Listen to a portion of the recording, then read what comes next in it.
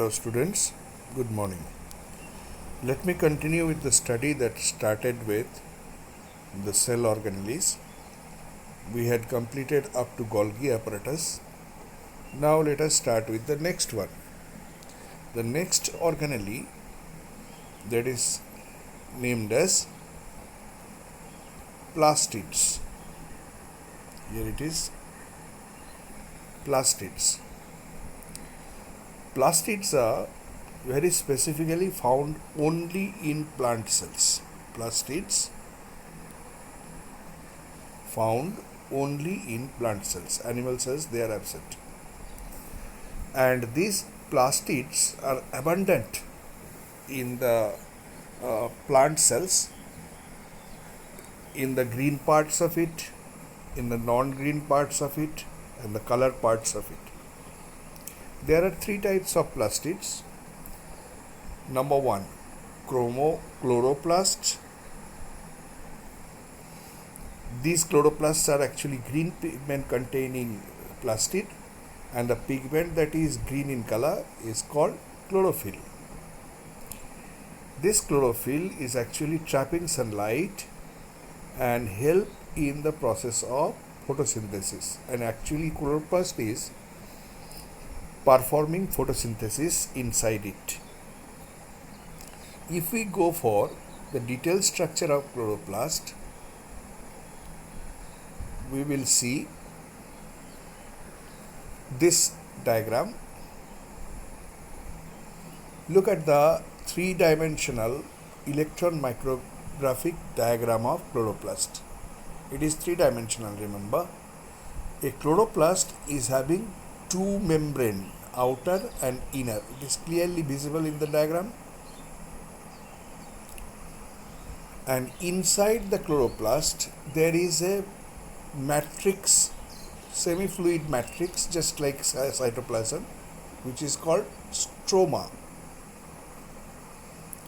And inside the stroma, you can see some circular stacks arranged one after another, just like the coins arranged one after another.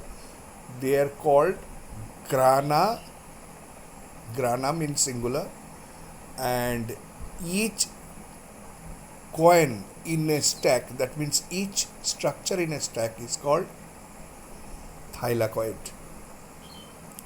Together a number of thylakoid forms one granum, and when number of granums are connected with each other by means of a lamella.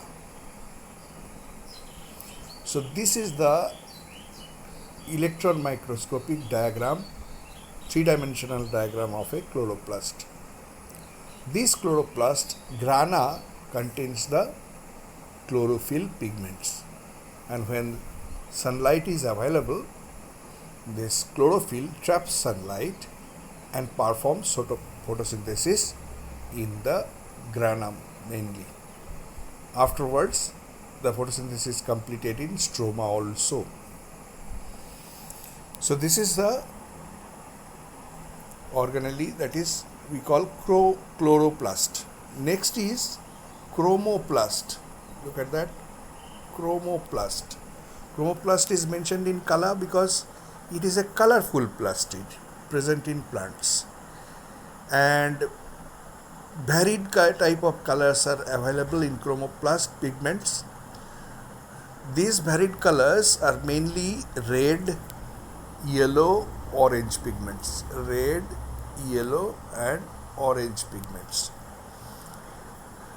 Carotene pigments, look at that continuation of that. Carotene pigments are providing red to orange color, whereas xanthophyll pigments providing us yellow color. These colorful plastids are present wherever there are colorful parts of the plant, like flowers, petals, sometimes petaloid sepals, sometimes ripened fruit, etc. These colors actually performing two functions. In case of flower, if it is colorful, it attracts pollinating agents, and if it is fruit, when it is ripened, it attracts the dispersal agents fruits have been eaten by animals and they are throwing the seeds here and there. This helps the plant to disperse the seeds. So this is the main purpose of chromoplast. The third kind of plastid is leucoplast. This is a colorless plastid and present in the colorless parts of it, and they mainly are storing food in the form of starch.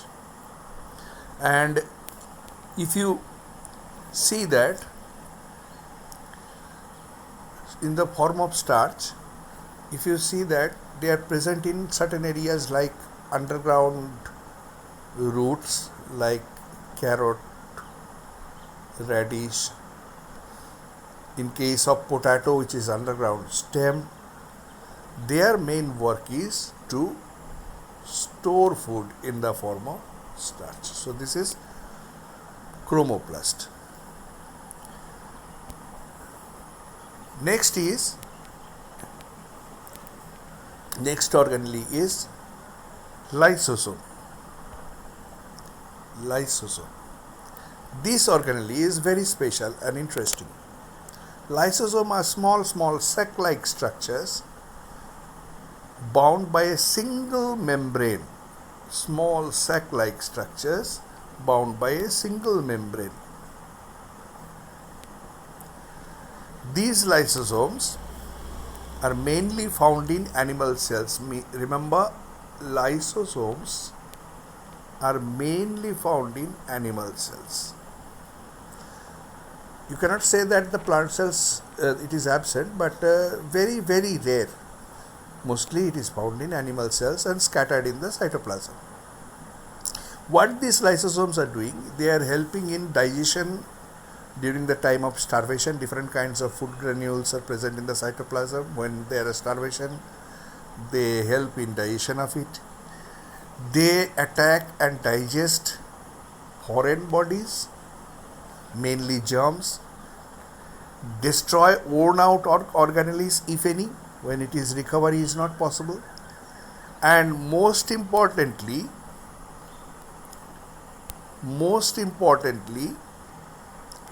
if the cell is very badly damaged beyond recovery, then these organelle completely digest the cell itself, including itself. And because of this, it completely removes the cell, including itself, from the system. And because of this activity, they are also called suicidal bags. Remember the nickname, suicidal bags. Next organelle is centrosome. Centrosome is a kind of organelle that is only found in animal cells. Only found in animal cells. Plant cell, it is absent. And usually, interestingly, only one centrosome found in a cell. And this centrosome is located close to the nucleus. It appears like as if it's a kind of a sun arising in the east with its rays.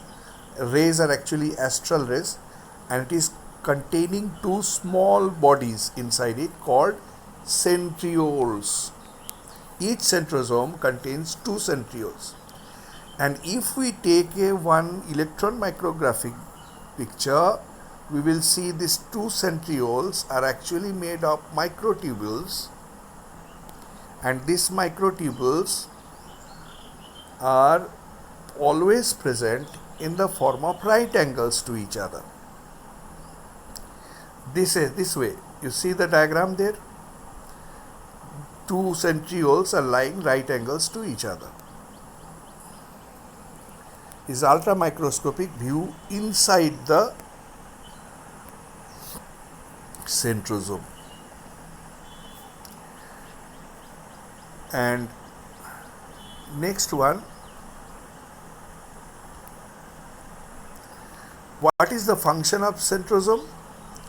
This function of centrosome is to help in cell division. How do they help in cell division? They make the spindle for cell division. How do they make it spindle, and what it is doing, you will study it in higher classes. So this is the work of centrosome.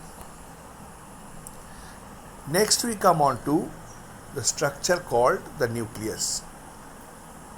The nucleus. Nucleus is actually present in all the living cells except RBCs of mammals,